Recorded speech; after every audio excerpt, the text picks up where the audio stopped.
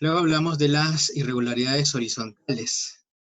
Eh, Más que una irregularidad horizontal, esto es una consecuencia de no tener la separación sísmica, la junta de separación sísmica respecto a nuestros vecinos. ¿Qué sucede cuando tienes un edificio que es más alto que tú y que es más rígido que tu edificio al costado? Cuando tu edificio se mueva y al chocar con el otro edificio, se va a encontrar con fuerzas para las cuales no está diseñado, ¿no? Normalmente no se diseña para que un edificio golpee a otro. Esto va a generar fuerzas bastante grandes dependiendo de qué tanto se desplace, ¿no? Entonces, al no estar bien calculada esta junta sísmica, va a ocurrir esto que pasa en nuestra imagen de la izquierda. Por eso acá decimos, el ancho de separación de la junta sísmica depende de la flexibilidad del edificio, o sea, de qué tan rígido es, y su altura. Y se considera tanto en elevación como en planta. Eh, Esto de elevación no lo tenemos acá, ¿no? O sea, normalmente no tenemos un edificio abajo de otro, pero supongo que hay ejemplos donde sí se tiene.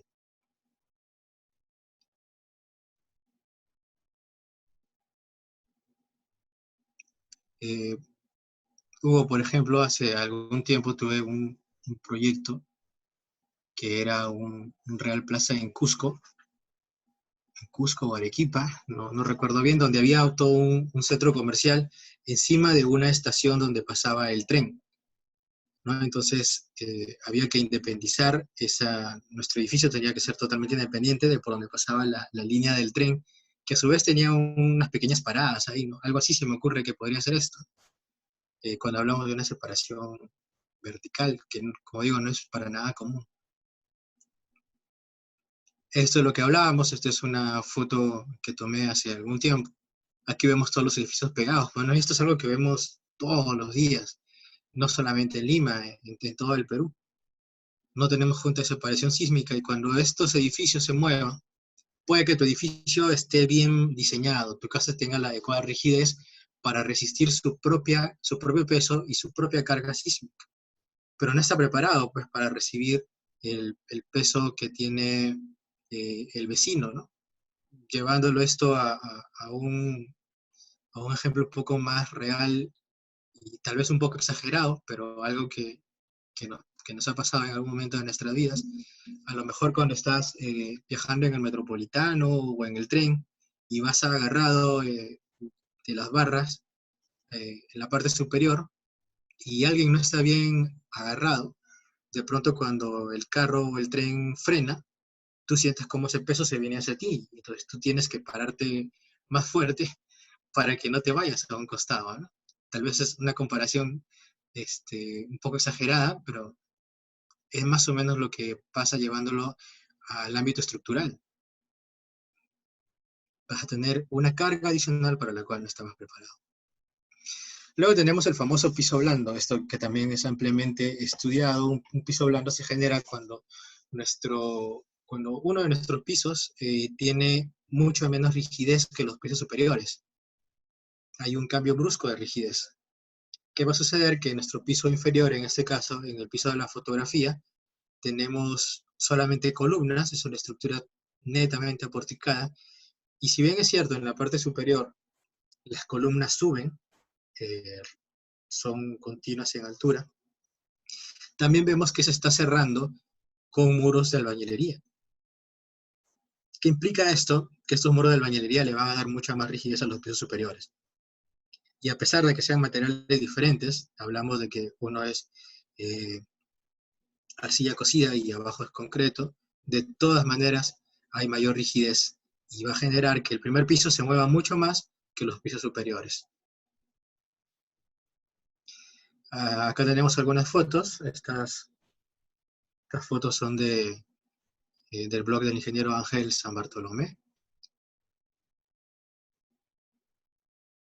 Tenemos, por ejemplo, un típico piso blando, esto en Colombia en el 83. Tenemos los pisos superiores muy rígidos, llenos de muros de albañilería, y nuestro primer piso totalmente aporticado. Al día de hoy, si nos damos una vuelta por Lima y vemos edificios antiguos de departamentos, vamos a poder encontrar algunos de estos casos. Eh, Porque el primer piso se solía destinar directamente para estacionamientos. Y cuando tenemos estacionamientos, lo más óptimo es tener solamente columnas, ¿no? Porque los muros, las placas, no permiten una correcta circulación o una adecuada o eficiente circulación de los carros.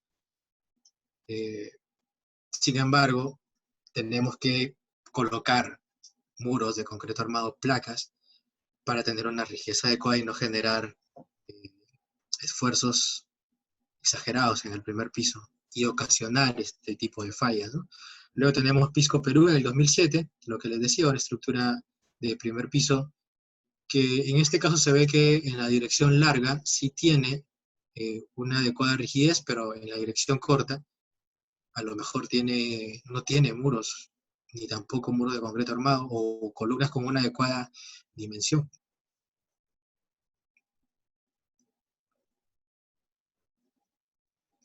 Acá tenemos unos ejemplos. Para efectos de poder avanzar con esto y que no nos pase lo que nos pasó en la anterior sesión, voy a continuar con la conferencia y al final voy a regresar a responder todas las preguntas, las que me sean posibles, obviamente, en el tiempo que tenemos. En estas fotografías tenemos un modelo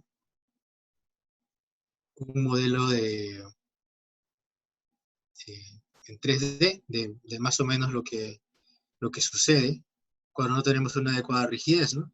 A lo mejor tenemos muros, en el caso de la imagen izquierda, de albañilería, pero que no son suficientes para tomar la carga sísmica, y pues vamos a tener que esto va a fallar. Cuando estos muros fallen, ya solamente va a entrar a trabajar nuestras columnas que eh, se van a mover mucho más que los pisos superiores.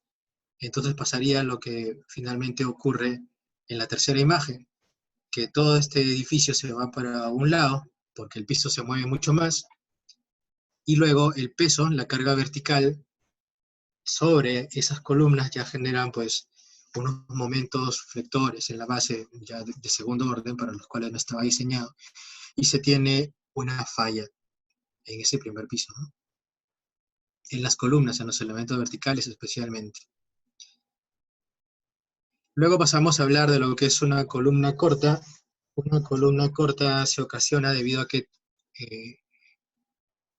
al costado de los elementos verticales, en este caso de las columnas, se tienen elementos que no llegan hasta por debajo de la viga y cubren solamente una determinada altura. ¿Qué sucede en este caso? Que nuestra columna, en donde tiene los muros a los costados, se va a mover muy poco. Sin embargo, apenas dejan de estar los muros, va a haber una zona con mayores esfuerzos debido a que eh, la rigidez que se tenía donde tenemos los muros a los costados es mayor, donde ya no hay muro es menor, se mueve mucho más, entonces los momentos que se generan en esa columna son mucho mayores a los esperados, ¿no?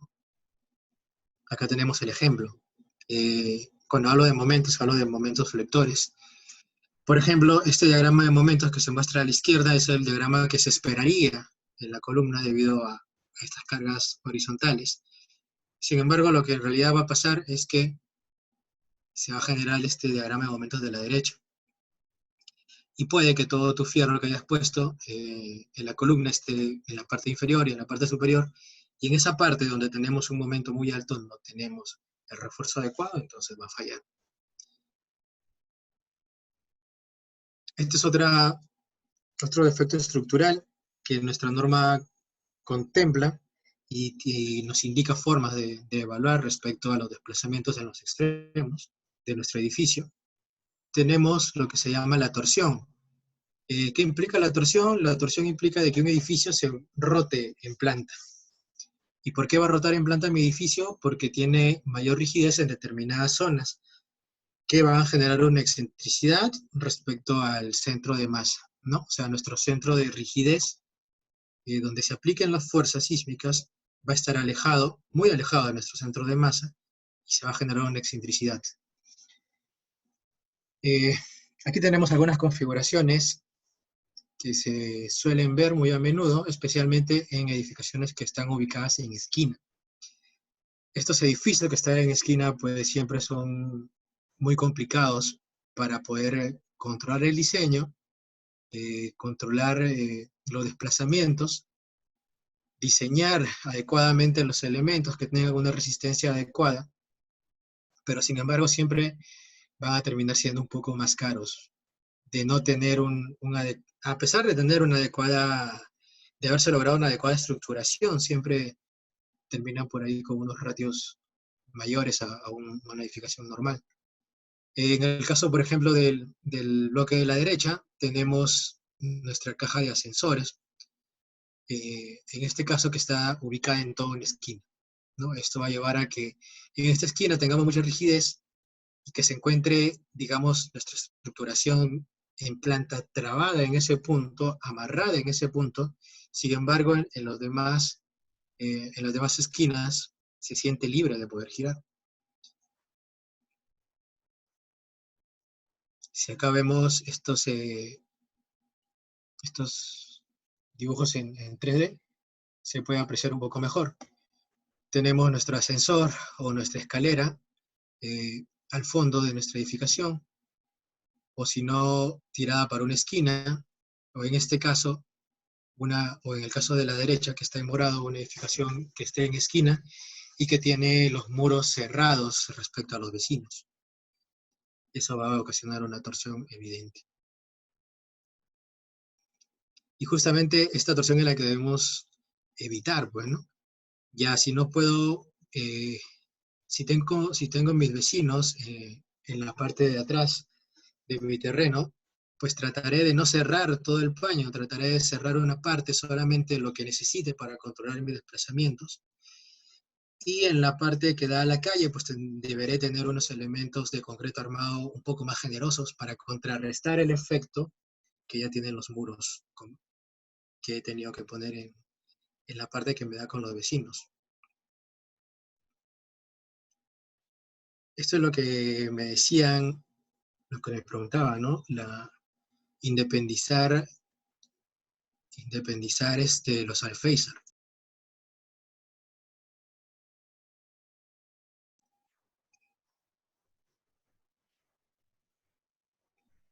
Normalmente no se suelen independizar los alféizar en estructuras de albañilería confinada. Sin embargo, es necesario hacerlo porque se inducen este tipo de fallas. Estas nuevamente son imágenes del blog del ingeniero Ángel San Bartolomé. Y digamos que la configuración adecuada que deberíamos tener debería ser como la que se ve en la parte inferior. Muchas veces acá se debe tener una junta. En este caso estamos hablando de 0.005 veces la altura del alféizar. Esto es en caso de albañilería. En este caso creo que estamos viendo albañilería armada. Y a la derecha estamos viendo albañilería confinada. Esto a nivel constructivo pues a veces se le coloca tecnopor, pero luego el tecnopor tiene que sacarse. No hay que olvidarse de retirarlo. Porque a veces este tecnopor al entrar en contacto con el agua de cemento se endurece y se endurece bastante, la verdad. Y ya si no se quita parece que no hubiera junta prácticamente. Tenemos pues edificios esbeltos. Edificios esbeltos que no tienen una adecuada relación en planta, ¿no? Digamos que una adecuada relación en planta debería ser HB entre 4 para este tipo de edificaciones, ¿no? Que tienen de albañilería, para evitar que este efecto de esbeltez nos conlleve a muchas fallas, ¿no? En edificaciones de concreto armado se tienen mayores ratios, sin embargo, acá estamos hablando pues de viviendas. Este fue un caso bastante famoso, recuerdo que salió en la televisión, en muchos noticieros y muchos reportajes, en los cuales enfocaban esto, ¿no? No recuerdo exactamente dónde estaba ubicado. No sé si todavía estará, pero pues esto no se puede hacer, bueno, o sea, eh, incluso se ven que estas columnas no están alineadas, hay unos volados por ahí. Definitivamente este es un ejemplo de todo lo que no se tiene que hacer y lo que tenemos que evitar. Es cierto que es lamentable que en nuestro medio, debido a las condiciones eh, de informalidad que tenemos en el medio de la construcción y por la famosa autoconstrucción, no se tiene muchas veces un adecuado respaldo técnico, porque muchas veces se piensa que es muy caro. Sin embargo, hay que recordar pues, que cuando tú construyes tu casa, cuando estás construyendo tu hogar, esta es la inversión de tu vida, ¿no? Y es una inversión no despreciable, para nada despreciable, muy grande. ¿Y qué pasaría si por ahorrarte unos cuantos soles, cuando tengas problemas, porque viene un terremoto, un sismo, y muchas veces sin que haya un terremoto, ya estas edificaciones se están fisurando, ¿no? Y empiezas a tener problemas? Tu inversión se empieza a devaluar, y más que nada, la inversión más importante que tienes, que es tu vida, tu familia, tus hijos, se puede ver en peligro, ¿no? Así que como recomendación, y en base a esto nace toda esta iniciativa de brindar ese tipo de charlas, es tratar de concientizar y, y al menos que podamos identificar qué cosas no se deben hacer, ¿no? Y tener un poco de criterio al margen de la experiencia que tengamos, sea poca, sea mucha, a nivel del ámbito constructivo. Estas cosas pues tendrían que evitarse a todo costo, ¿no? Entonces, con eso yo estoy terminando. Si hubieran consultas, voy a leer las cosas que se han quedado pendientes en el chat, y de haber consultas, gustoso, este, las contestaré.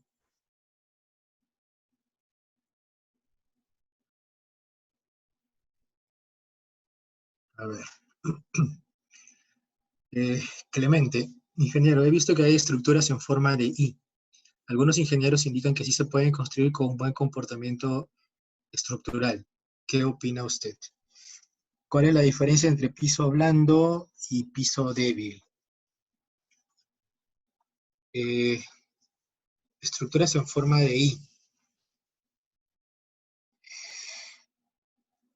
En general, si tenemos una adecuada estructuración de nuestra edificación, podríamos tener irregularidades, pero también es cierto que forzar a colocar elementos estructurales para controlar el comportamiento de nuestro edificio, muchas veces llevamos a colocar muchas columnas, muchas placas, y ya el edificio se hace muy caro.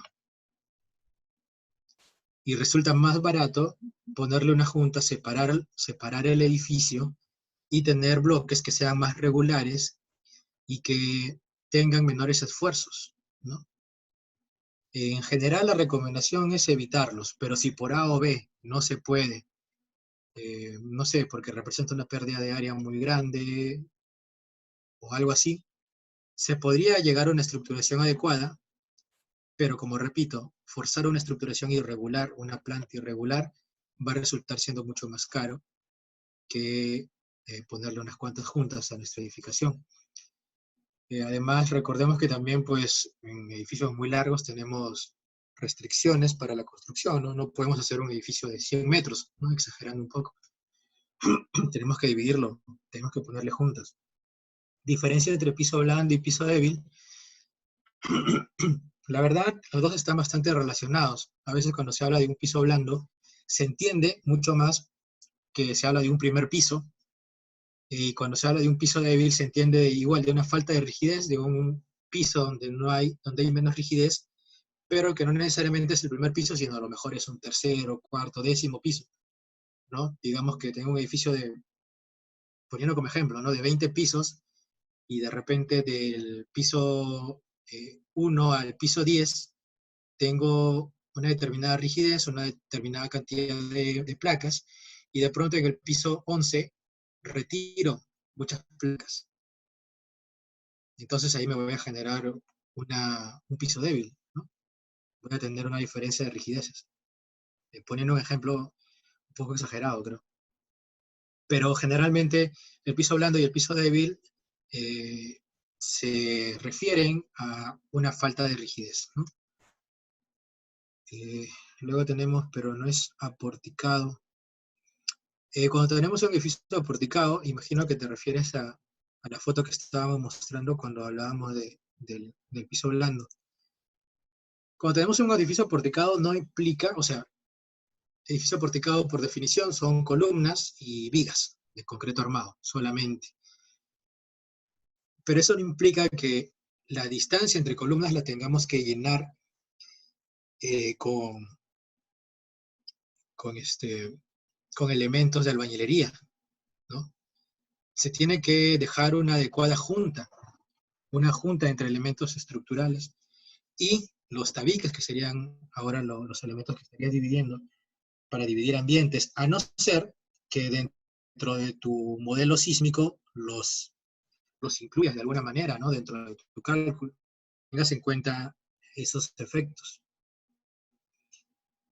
Si tenemos, Clemente, ingeniero, si tenemos dos sentidos de análisis, la dirección XX y YY, se puede tener una dirección de análisis, dos sistemas estructurales, he visto que combinan albañilería con muros estructurales en la misma dirección. ¿Qué opina usted? Clemente, sí, de hecho es muy común tener dos sistemas estructurales diferentes dentro de un mismo edificio.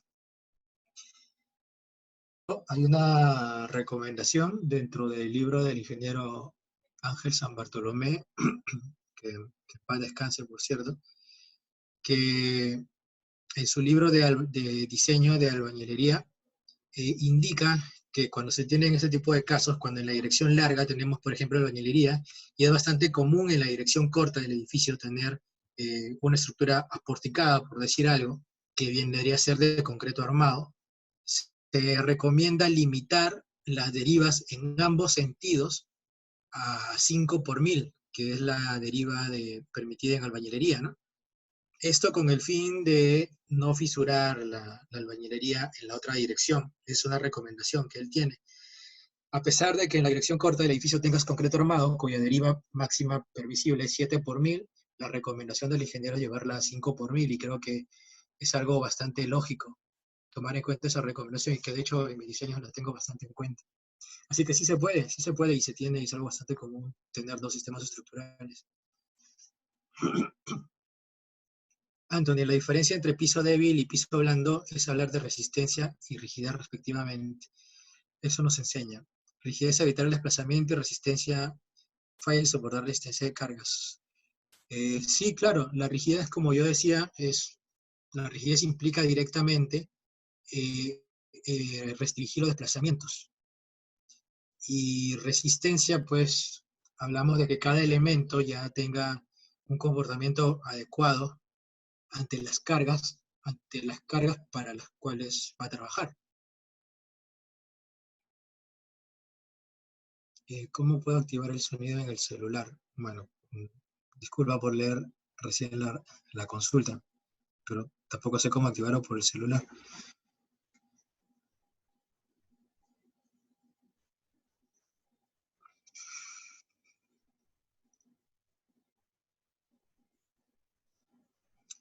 Edwin, ¿por qué se usa el factor 0,75R para el cálculo de la deriva inelástica?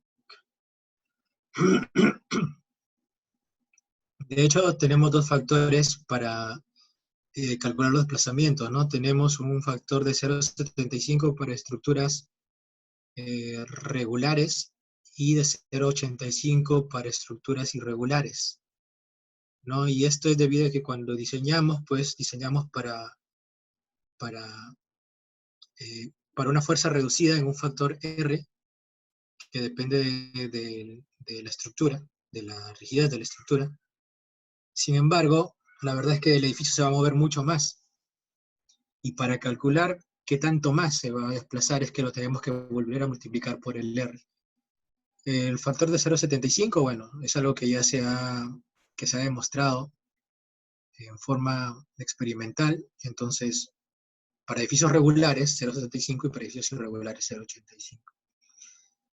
En estos edificios que están ubicados en esquinas tendremos seguramente periodos rotacionales en los módulos fundamentales. ¿Cómo se puede trabajar con módulos rotacionales como módulos fundamentales? Clemente, sí.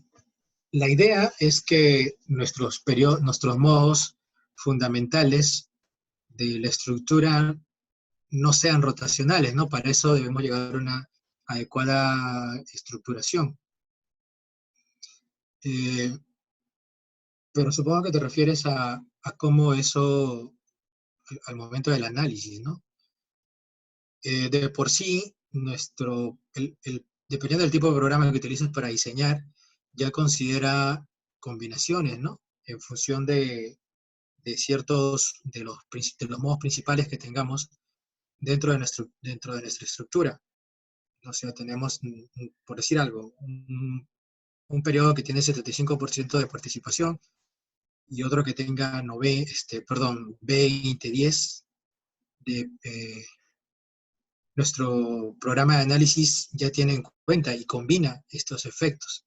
Pero como recomendación, si tu periodo predominante es rotacional, trataría de que no sea ese el modo principal y tratar de que sea uno de los modos fundamentales en X y en Y, como te digo, con una adecuada estructuración en planta. Róndate, ¿el ascensor siempre lleva placas o también puede ser solo muros de albañilería? O incluso solo pórticos. En general se suele colocar muros de concreto, también porque son elementos que nos aportan bastante rigidez a nuestro edificio, y segundo, pues porque ya desde el punto de vista de instalación del ascensor, los ascensores tienen rieles que van empotrados en los elementos laterales, ¿no? En este caso en el cajón de nuestro ascensor. Y si lo haces de albañilería, pues no vas a poder anclar tus elementos. Podrías ir colocando vigas cada cierta distancia, pero otra vez saber a qué distancia a no ser que tengas el plano del ascensor desde un inicio, del plano ya de fabricación en sí, que tengas la certeza de que de que ahí van a fijar el ascensor, los rieles del ascensor. Se podría colocar elementos horizontales solamente en esas zonas, digamos vigas, ¿no? Pero no siempre se tiene. Eh, por ejemplo, no sé si habrá visto en algunos centros comerciales estos ascensores panorámicos que tienen vidrio a los costados y que está hecho de una estructura metálica totalmente. No tenemos los elementos cerrados, ¿no? O sea, no está cerrado completamente el ascensor, hay vidrio y se puede ver alrededor. Pero en la altura, si te fijas bien, hay elementos metálicos horizontales desde donde se fijan los rieles. Entonces, nos conviene utilizarlo para darle rigidez a nuestro edificio y también es más práctico desde el punto de vista de instalación del ascensor. En edificio de bañilería, la recomendación, Ulises, para la esbeltez es altura entre la dimensión más corta del edificio, que sea 4.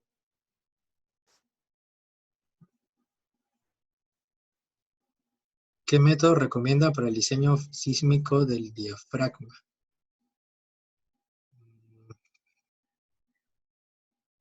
No entiendo muy bien tu pregunta, Rolando. Si me puedes explicar un poco más, sería ideal. Durante un evento sísmico, ¿cuál de las columnas falla primero, las centrales o las de borde?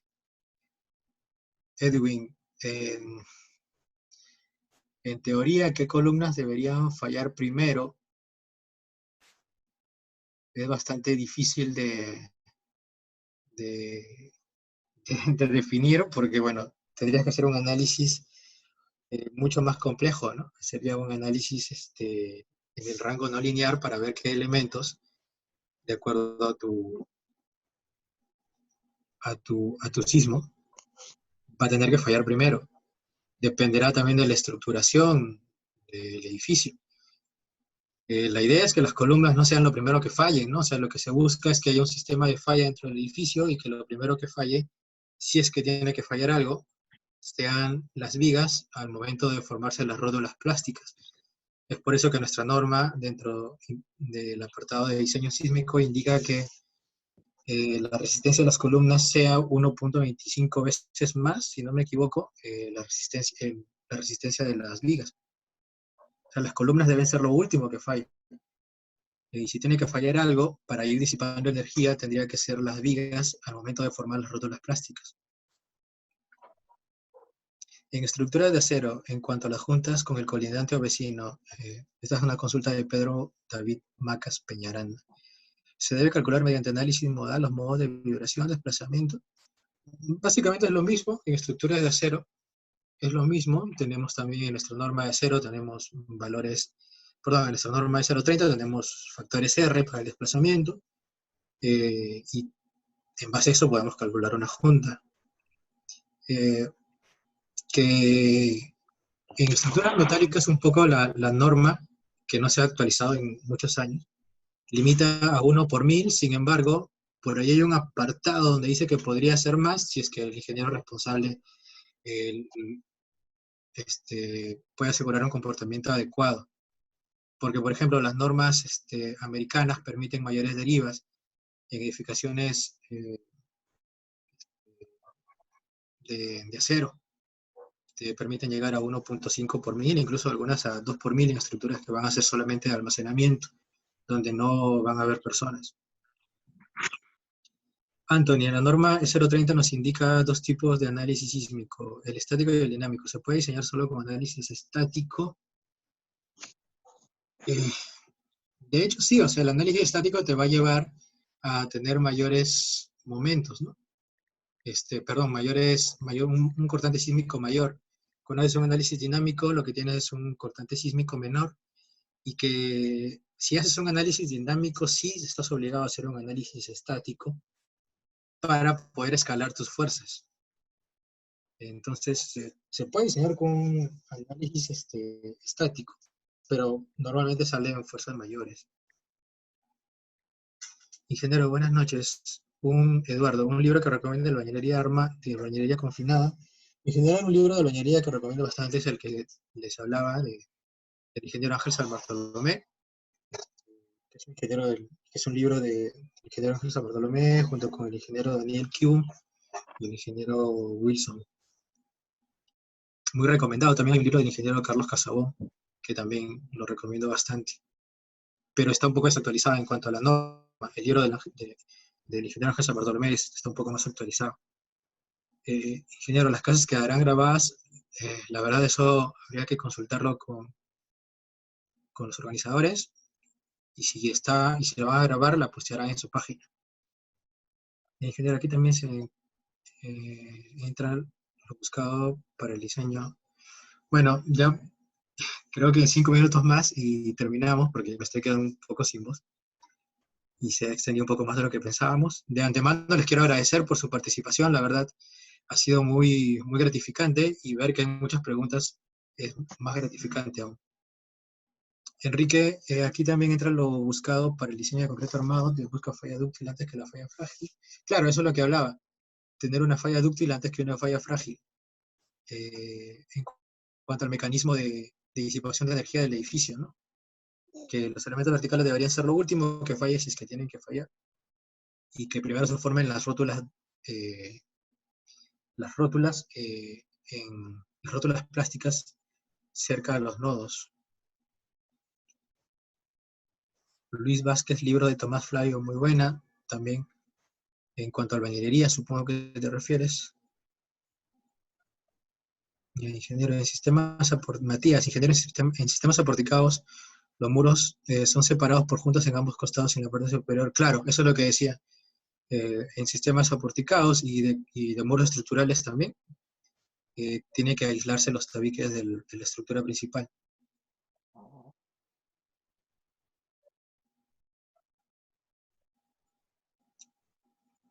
Dos sistemas estructurales en una misma dirección de análisis, no.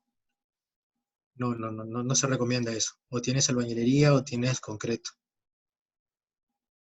Si tengo un edificio con sótano, debería colocarle juntas sísmicas de la cimentación de los sótanos, este, en el terreno natural. No,